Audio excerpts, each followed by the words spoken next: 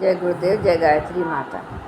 दसम स्कंद श्रीमद् भागवत पुराण 68वां अध्याय कौरवों पर बलराम जी का कोप और सांब का विवाह। श्री सुखदेव जी कहते हैं, परीक्षित, जामवती नंदन सांब अकेले ही बहुत बड़े बड़े वीरों पर विजय प्राप्त करने वाले थे। वे स्वयंवर में इसे दुर्योधन की कन्या लक्ष्मण को हर लाए। इससे कौरवों को बड़ा क्रोध हुआ और वे बोले, यह बालक बहुत ढीठ है। देखो तो सही, हम लोगों को नीचा दिखाकर बलपूर्वक हमारी कन्या का अपहरण कर लिया। वह तो इसे चाहती भी न थी, अतः इस ढीठ को पकड़कर बांध लो। यदि यदुवंशी लोग रुष्ट भी होंगे तो वे हमारे क्या बिगाड़ लेंगे। वे लोग हमारी ही कृपा से, हमारी ही दी हुई धन धान्य से परिपूर्ण पृथ्वी का उपभोग कर रहे हैं। यदि वे लोग अपने इस लड़के के बंदी होने का समाचार सुनकर यहाँ आएंगे तो हम लोग उनका सारा घमंड चूर चूर कर देंगे और उन लोगों के भी मिजाज वैसे ही ठंडे हो जाएंगे जैसे संयमी पुरुष के द्वारा प्राणायाम आदि उपायों से वयस में की हुई इंद्रियां। ऐसा विचार करके कर्णशल, भूरिश्रवा, यज्ञकेतु और दुर्योधन आदि वीरों ने कुरुवंश के बड़े बूढ़ों की अनुमति ली और सांब को पकड़ लेने की तैयारी की।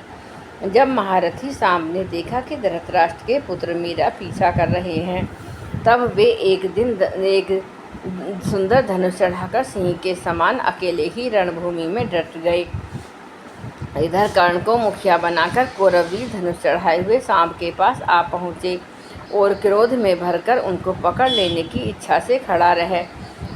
इस प्रकार ललकारते हुए बाणों की वर्षा करने लगे। परीक्षित, यदुनंदन सांब और अचिंत्यशाली भगवान श्री कृष्ण के पुत्र थे। कौरवों के प्रहार से वे उन पर चढ़ गए। जैसे सिंह तो छर्णों का पराक्रम देखकर चिढ़ जाता है, सांब ने अपने सुंदर धनुष का टंकार करके कर्ण आदि 6 वीरों पर, जो अलग अलग 6 रथों पर सवार थे, 6 बाणों से एक साथ अलग अलग प्रहार किया। उनमें से 4 बाण उनके 4 घोड़ों पर, एक करके सारथियों पर और एक महान धनुर्धारी रथ वीरों पर छोड़ा। सांब के इस अद्भुत हस्त लाघव को देखकर विपक्षी वीर भी मुक्त कंठ से उनकी प्रशंसा करने लगे। इसके बाद उन 6 वीरों ने एक साथ मिलकर सांब को रथहीन कर दिया। 4 वीरों ने एक बाण से उनके 4 घोड़ों को मारा। एक ने सारथी को, एक ने सांब का धनुष काट डाला। इस प्रकार कौरवों ने युद्ध की बड़ी कठिनाई और काष्ठ से सांबिन को रथहीन करके बांध लिया। इसके बाद वे उन्हें तथा उनकी कन्या लक्ष्मणा को लेकर जय मनाते हुए हस्तिनापुर लौट आए। परीक्षित, नारद जी से यह समाचार सुनकर यदुवंशियों को बड़ा क्रोध आया।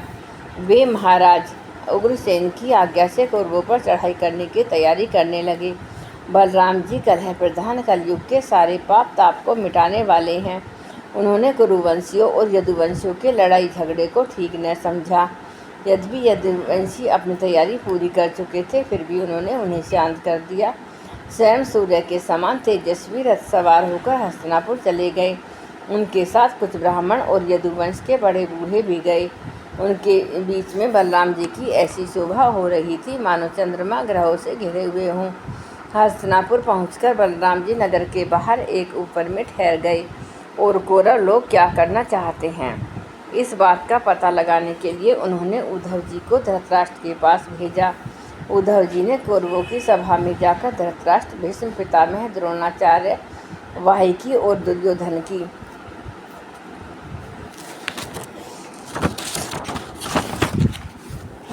विधि पूर्वक अभ्यर्थना वंदना की और निवेदन किया। बलराम जी पधारे हैं। अपने परम हितैषी और प्रियतम बलराम जी का आगमन सुनकर कौरव की प्रसन्नता की सीमा न रही। वे उद्धव जी का विधि पूर्वक सत्कार करके अपने हाथों में मांगलिक सामग्री लेकर बलराम जी की अगवानी करने चले। फिर अपनी अपनी अवस्था और संबंध के अनुसार अब लोग बलराम जी से मिले तथा उनके सत्कार के लिए उन्हें गो अर्पण की और अर्घ्य प्रदान किया। उनमें जो लोग भगवान बलराम जी का प्रभाव जानते थे, उन्होंने सिर झुकाकर उन्हें प्रणाम किया। तदंतर उन लोगों ने परस्पर एक दूसरे का कुशल मंगल पूछा। यह सुनकर कि सब भाई बंधु सकुशल हैं, बलराम जी ने बड़ा धीरता और गंभीरता के साथ यह बात कही। सर्वसमर्थ राजधिराज महाराज उग्रसेन ने तुम लोगों का एक आज्ञा दी है उसे तुम लोग एकाग्रता और सावधानी के साथ सुनो और अविलंब उसका पालन करो। उग्रसेन ने कहा कि हम जानते हैं कि तुम लोगों ने कईयों ने मिलकर अधर्म से अकेले धर्मात्मा सांब को हरा दिया और बंदी कर लिया। यह सब हम इसलिए सह लेते हैं कि हम संबंधियों में परस्पर फूट न पड़े, एकता बनी रही। अतः अब झगड़ा मत बढ़ाओ, सांब को उसकी नववधू के साथ हमारे पास भेज दो।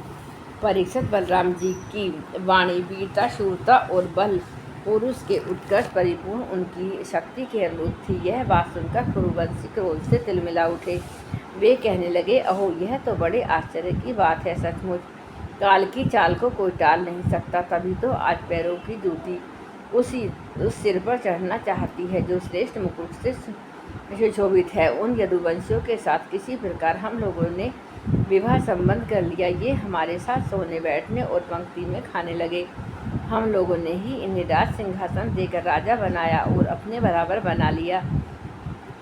ये यदुवंशी चवर, पंखा, शंख, श्वेत छत्र, मुकुट, राज सिंहासन और राजोचित शैया का उपभोग इसलिए कर रहे हैं कि हमने जानबूझकर इस विषय में उपेक्षा कर रखी है। बस अब हो चुका। यदुवंशियों के पास अब राज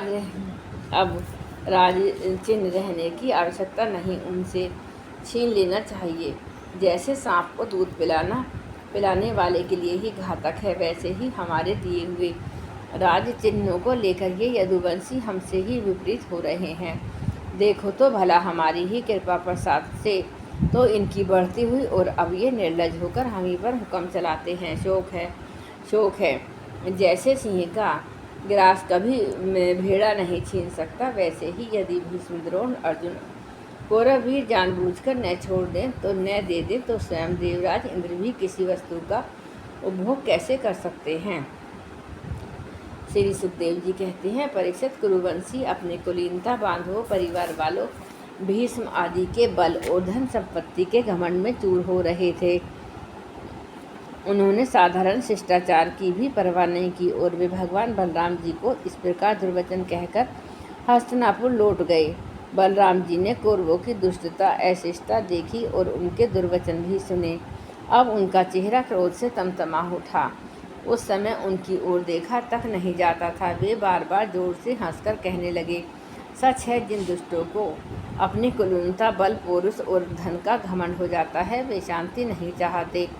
उनको दमन करने का रास्ते पर लाने का उपाय समझाना बुझाना नहीं, बल्कि दंड देना है।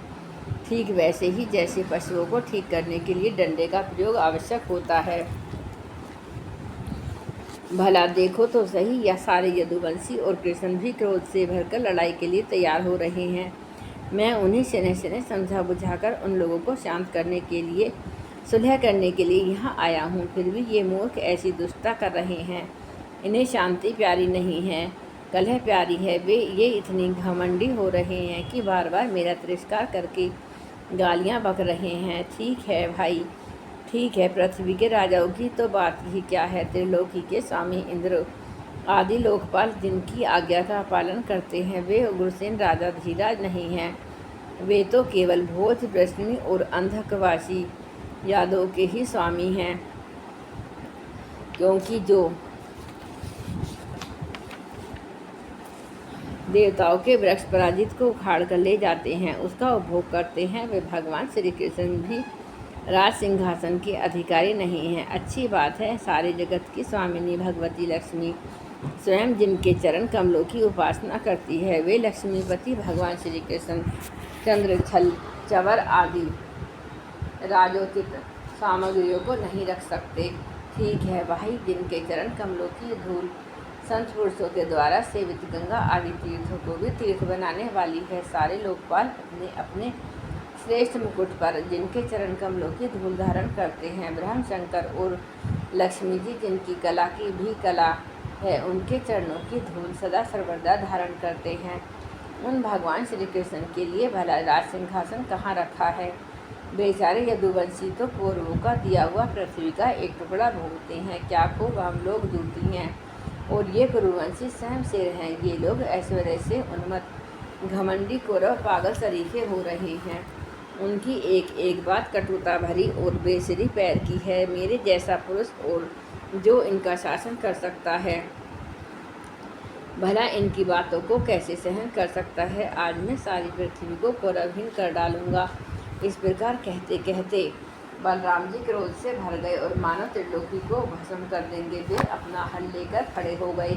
उन्होंने उसकी नोक से बार बार चोट करके हस्तिनापुर को उखाड़ लिया और उसे डुबाने के लिए बड़े क्रोध से गंगा जी की ओर खींचने लगे। हल से खींचने पर हस्तिनापुर इस प्रकार कांपने लगा मानो जल में कोई नाव डगमगा रही हो। जब कौरवों ने देखा कि हमारा नगर तो गंगा जी में गिर रहा है, तब वे घबरा उठे।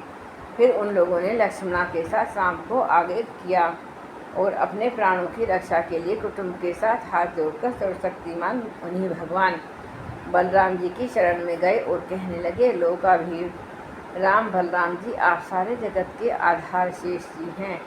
हम आपका प्रभाव नहीं जानते प्रभु।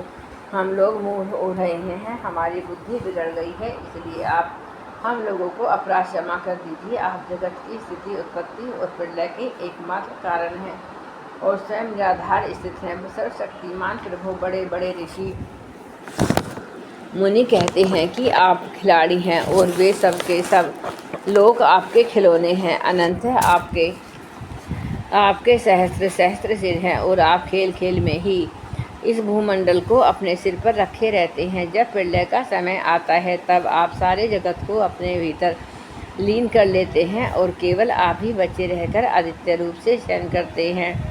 भगवान, आप जगत की स्थिति और पालन के लिए विशुद्ध सत्य में शरीर ग्रहण किए हुए हैं।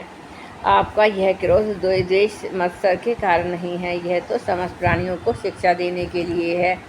समस्त शक्तियों को धारण करने वाले सर्वप्राणी स्वरूप अविनाशी भगवान, आपको हम नमस्कार करते हैं। समस्त विश्व के रचयिता देव, हम आपको बार बार नमस्कार करते हैं। हम आपको शरण में हैं, आप कृपा करके हमारी रक्षा कीजिए। श्री सुखदेव जी कहते हैं, परीक्षित कौरवों का नगर डगमगा रहा था और वे अत्यंत घबराहट में पड़े हुए थे। जब सबके सब कुरुवंशी इसी प्रकार भगवान बलराम जी की शरण में आए और उनकी स्तुति प्रार्थना की, तब वे प्रसन्न हो गए और डरो मत ऐसा कहकर उन्हें अभयदान किया। परीक्षित दुर्योधन अपनी पुत्री लक्ष्मणा से बड़ा प्रेम करता था।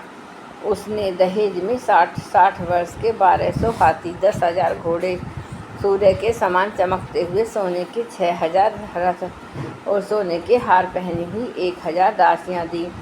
यदुवंशी शिरोमणि और भगवान बलराम जी ने यह सब दहेज स्वीकार किया और नव दंपत्ति लक्ष्मणा तथा शाम के साथ कौरवों का अभिनंदन स्वीकार करके द्वारिका की यात्रा की। अब बलराम जी द्वारिका में पहुँचे और अपने प्रेमी समाचार जानने के लिए उत्सुक बंधु बांधवों से मिले। उन्होंने यदुवंशी की भरी सभा में अपना यह सारा चरित्र कह सुनाया जो हस्तिनापुर में उन्होंने कौरवों के साथ किया था। परीक्षित, अब हस्तिनापुर आज भी दक्षिण की ओर ऊंचा और गंगा जी की ओर को झुका हुआ है और इस प्रकार यह भगवान बलराम जी के पराक्रम की सूचना दे रहा है।